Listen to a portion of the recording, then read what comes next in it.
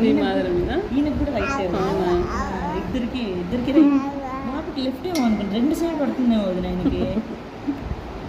రెండు సైడ్ కాదా? ఇన్ని రోజులు నేను లెఫ్ట్ చూసినాను వదిన, ఇప్పుడు రైట్ వస్తుంది. పర్లేదంట. ఆమె తిన్నాను, ఆమె తినలేదా? ఆమె తిన్నావా తండ్రి? ఆమె తిన్నావా? తినలా? అయ్యో, నాన్న ఫోన్ చేయలేదా? చేయలేదా? ఆడలేదు నాన్న.